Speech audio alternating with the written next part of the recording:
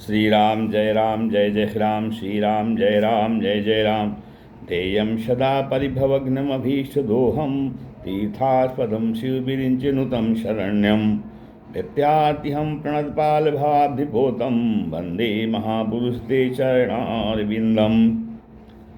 प्यारे जरा तो मन में विचारो, प्यारे जरा तो मन में विचारो, क्या साथ लाए अरुले चलोगे, क्या साथ लाए अरुले चलोगे। जाए सदा साथ यही पुकारो, जाए सदा साथ यही पुकारो। गोविंद दामोदर माधवेति, गोविंद दामोदर माधवेति। हे कृष्ण हे यादव हे सखेति, हे कृष्ण हे यादव हे सखेति। श्री कृष्ण गोविंद हरे मुरारे, हे नाथ नारायण वासुदेवा। श्री कृष्ण गोविंद हरे मुरारे, हे नाथ नारायण वासुदेवा। श्री राम जय जय राम, श्री राम जय जय राम। ओम श्री सीतारामचंद्राभ्याम नमः, उमामहेश्वराभ्याम नमः। ओम श्री एकादश की दक्षिणेश्वर धाम सरकार से नमः। श्री सद्गुरु चरण कमलेभ्यो नमः। आज के सत्संग में श्री रामद भागवत महापुराण के 10वें स्कंद की चतुष्षष्टितमो अध्याय 64वें अध्याय की कथा, जिसमें नृग राजा की कथा का कथन श्रवण किया जा रहा है। श्री सुखदेव जी कहते हैं, एक दोपवनम राजन जगमुर्यदु कुमार काहा, विहर्तुम सांब प्रद्युम्न चारुभानु गदादयः। श्री परीक्षित, एक दिन शाम प्रद्युम्न, चारुभानु और गध आदि यदुवंशी कुमार राजकुमार घूमने के लिए उपवन में गए।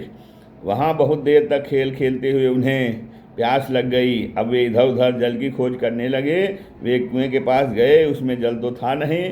एक बड़ा विचित्र जीव देख पड़ा। वह जीव पर्वत के समान आकार का एक गिरगिट था। उसे देखकर उनके आश्चर्य की सीमा न रही। उनका हृदय करुणा से भर आया और वे उसे बाहर निकालने का प्रयत्न करने लगे कि कलासम गिरिनिभम बीछे विस्मित मानसाः, तस्य चोद्धरणे यत्नं चक्रुस्ते कृपयान्विताः।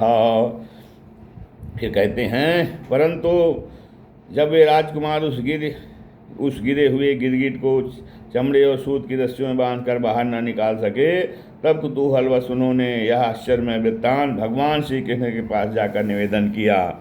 जगत के जीवन दाता कमल नयन भगवान श्री कृष्ण उस कुएं पर आए। उसे देखकर उन्होंने बाएं हाथ से खेल खेल में अनायास ही उसको बाहर निकाल लिया। सा उत्तम श्लोक ककार ककराभिमृष्टो विहाय सद्यः कृकलास रूपम, संतप्तो चामी कर चारुवर्णः स्वर्गद्भुतालंकरणाम्बरस्रक। तो अब भगवान ने बाहर निकाल लिया उसको, और भगवान श्री कृष्ण के कर कमलों का स्पर्श होते ही उसका गिरगिट रूप जाता रहा और वह एक स्वर्गीय देवता के रूप में परिणत हो गया। अब उसके शरीर का रंग तपाए हुए सोने के समान चमक रहा था और उसके शरीर पर अद्भुत वस्त्र, आभूषण और पुष्पों के हार शोभा पा रहे थे। यद्यपि भगवान श्री कृष्ण जानते थे कि इस दिव्य पुरुष को गिरगिट योनि क्यों मिली थी, फिर भी वह कारण सर्वसाधारण को मालूम हो जाए, इसलिए उन्होंने उस दिव्य पुरुष से पूछा, महाभाग, तुम्हारा रूप तो बहुत ही सुंदर है, तुम हो कौन? मैं तो ऐसा समझता हूँ कि तुम अवश्य ही कोई श्रेष्ठ देवता हो। कल्याण मूर्ते, किस कर्म के फल से तुम्हें इस योनि में आना पड़ा था?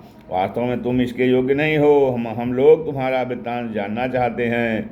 यदि तुम हम लोगों को वह बतलाना उचित समझो तो अपना परिचय अवश्य दो। श्री सुखदेव जी कहते हैं, परीक्षित, जब अनंत मूर्त भगवान श्री कृष्ण राजा ने से, क्योंकि वे इसी रूप में प्रकट हुए थे, इस प्रकार पूछा, तब उन्होंने अपना असुर के समान जाज्वल्यमान मुकुट झुकाकर भगवान को प्रणाम किया और इस प्रकार कहने लगे। राजा ने कहा, नृगो नाम नरेन्द्रो अहमिक्ष्वाकुतनयः प्रभो, दानिस्वाख्यायमानेषु यते कर्णमस्पृशम्।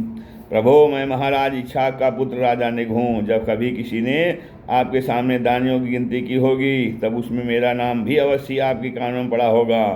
प्रभु, आप समस्त प्राणियों की एक एक वित्त के साक्षी हैं। भूत और भविष्य का व्यवधान भी आपके अखंड ज्ञान में किसी प्रकार की बाधा नहीं डाल सकता। अतः आपसे छिपा ही क्या है, फिर भी मैं आपकी आज्ञा का पालन करने के लिए कहता हूँ। भगवान, पृथ्वी में जितने धूलिकण हैं, आकाश में जितने तारे हैं और वर्षा में जितनी जल की धाराएं गिरती हैं, मैंने उतनी ही गौवें दान की थी। यावत्यासिकता भूर्मेर यावत्यो दिवितारकाः यावत्यो वर्षधाराश्च तावतीरददाम स्मगाः। तो उतनी गायें हमने दान में दी थी। वे सभी गौवें दुधार, नौजवान, सीधी, सुंदर, सुलक्षणा और कपिला थीं। उन्हें मैंने न्याय के धन से प्राप्त किया था। सबके साथ बछड़े थे। उनके सींगों में सोना मढ़ दिया गया था और खुरों में चांदी। उन्हें वस्त्र, हार और गहनों से दिया गया था जाता था। ऐसी गौवें मैंने दी थी। पयस्विनी तरुणी शील रूप गुणोपपन्ना कपिला हेम सिंगी न्यायाजिता रूप्या खुरखुगः खुराः सवत्सा दुकूलमालाभरणा ददावहम। तो कहते हैं इसके बाद भगवान, मैं युवावस्था से संपन्न श्रेष्ठ ब्राह्मण कुमारों को, जो सद्गुणी, शील संपन्न, कष्ट में पड़े हुए कुटुंब वाले, दम्भ रहित, तपस्वी, वेद पाठी, शिष्यों को विद्या दान करने वाले तथा सचरित होते, वस्त्राभूषण से अलंकित करता और उन गौों का दान करता। इस प्रकार मैंने बहुत सी गौवें, पृथ्वी, सोना, घर, घोड़े, हाथी, दासियों के सहित कन्याएं, तिलों के पर्वत, चांदी, सैया, वस्त्र, रत्न, गृह सामग्री और रथ आदि दान किए।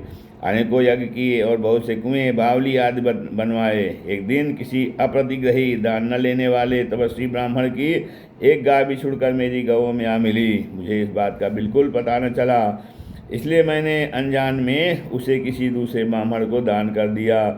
कस्यचिद द्विज मुख्य से भ्रष्टा गौर्मम गोधने संपृक्ता विदुषा सा च मया दत्ता द्विजातये। फिर क्या हुआ, जब उस गाय को वे ब्राह्मण ले चले, तब उस गाय के असली स्वामी ने कहा, यह गौ मेरी है। दान ले जाने वाले ब्राह्मण ने कहा, यह तो मेरी है, क्योंकि राजा ने मुझे इसका दान किया है। वे दोनों ब्राह्मण आपस में झगड़ते हुए अपनी अपनी बात कायम करने के लिए मेरे पास आए। एक ने कहा, यह गाय अभी अभी आपने मुझे दी है, और दूसरे ने कहा कि यदि ऐसी बात है तो तुमने मेरी गाय चुरा ली है। भगवान, उन दोनों ब्राह्मणों की बात सुनकर मेरा चित्त भ्रमित हो गया। मैंने धर्म सकर्ण पढ़कर उन दोनों से बड़ी अन्य विनय की और कहा कि मैं बदले में 1,00,000 उत्तम गौवें दूंगा। आप लोग मुझे यह गाय दे दीजिए। मैं आप लोगों का सेवक हूँ। मुझसे अनजान में यह अपराध बन गया। मुझ पर आप लोग कृपा कीजिए और मुझे इस घोर कष्ट से तथा घोर नरक में गिरने से बचा लीजिए। राजन, मैं इसके बदले में कुछ नहीं लूँगा। यह कहकर गाय का स्वामी चला गया। तुम इसके बदले में 1,00,000 ही नहीं, 10,000 गौवें और दो तो भी मैं लेने का नहीं।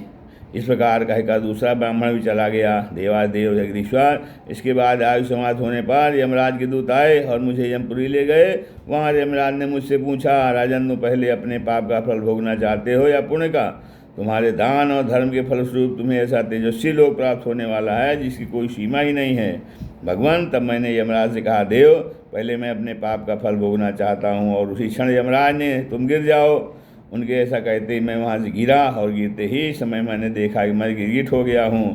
प्रभु, मैं ब्राह्मणों का सेवक, उदार, दानी और आपका भक्त था। मुझे इस बात की उत्कट अभिलाषा थी किसी प्रकार आपके दर्शन हो जाएं। इस प्रकार आपकी कृपा से मेरे पूर्व जन्मों की स्पृश नष्ट न हुई।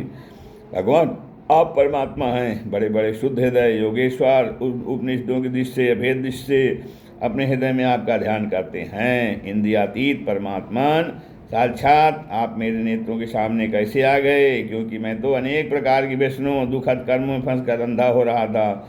आपका दर्शन तो तब होता है जब उस संसार के चक्कर से छुटकारा मिलने का समय आता है। देव देव जगन्नाथ गोविंद पुरुषोत्तमो नारायण ऋषिकेश पुण्य श्लोकाच्युताभ्यय। देवताओं के भी आराध्य देव पुरुषोत्तम गोविंद, आप ही व्यक्त और अव्यक्त जगत राजीवों के स्वामी हैं। अविनाशी अच्युत, आपकी कीर्ति पवित्र है। अंतर्यामी नारायण, आप ही समस्त वृत्तियों और इंद्रियों के स्वामी हैं। प्रभु श्री कृष्ण, मैं अब देवताओं के लोक में जा रहा हूँ। आप मुझे आज्ञा दीजिए। आप ऐसी कृपा कीजिए कि मैं चाहे कहीं भी क्यों न रहूँ, मेरा चित्त सदा आपके चरण कमलों में ही लगा रहे। नमस्ते सर्वभावाय ब्रह्मणे अनंत शक्तये कृष्णाय वासुदेवाय योगानां पतये नमः। कहते हैं आप समस्त कार्यों और कारणों के रूप में विद्यमान हैं, आपकी शक्ति अनंत है, आप स्वयं ब्रह्म हैं, आपको मैं नमस्कार करता हूँ। सच्चिदानंद स्वरूप सर्वांतर्यामी वासुदेव श्री कृष्ण, आप समस्त योगियों के स्वामी हैं, योगेश्वर हैं, मैं आपको बार बार नमस्कार करता हूँ।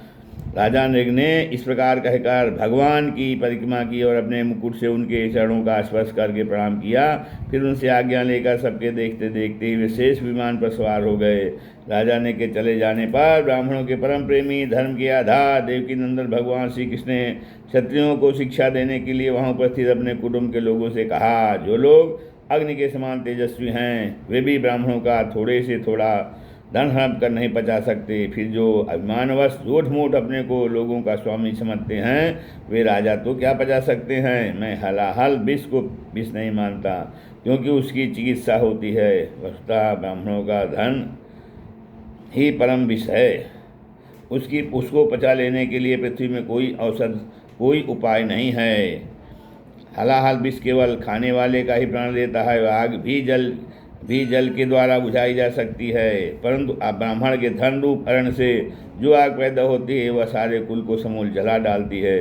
ब्राह्मण का धन यदि उसकी पूरी पूरी सम्मति लिए बिना भोगा जाए तब तो वह भोगने वाले उसके लड़के और पौत्र 3 पीढ़ियों को ही चौपट करता है, परंतु यदि बलपूर्वक हट करके उसका भोग किया जाए तब तो पूर्व पुरुषों की 10 पीढ़ियाँ और आगे की भी 10 पीढ़ियाँ नष्ट हो जाती हैं। जो मूर्ख राजा अपनी राजलक्ष्मी घमंड से अंधे होकर ब्राह्मणों का धन हड़पना चाहते हैं, समझना चाहिए कि वे जानबूझकर नरक में जाने का रास्ता साफ कर रहे हैं। वे देखते नहीं कि उन्हें अधःपतन के कैसे गहरे गड्ढे में गिरना पड़ेगा। जिन उदार हृदय और बहुकुटुंबी ब्राह्मणों की वृत्ति छीन ली जाती है, उनके रोने पर उनके आंसू की बूंदों से धरती के जितने धूलिकण भीगते हैं, उतने वर्षों तक ब्राह्मण के स्वत्व को छीनने वाले उस उच्छृंखल राजा और उसके वंशजों को कुंभीपाक नरक में दुख भोगना पड़ता है। जो मनुष्य अपनी या दूसरों की दी हुई ब्राह्मणों की वृत्ति उनकी जीविका के साधन छीन लेते हैं, वे 60,000 वर्ष तक विष्ठा के कीड़े होते हैं।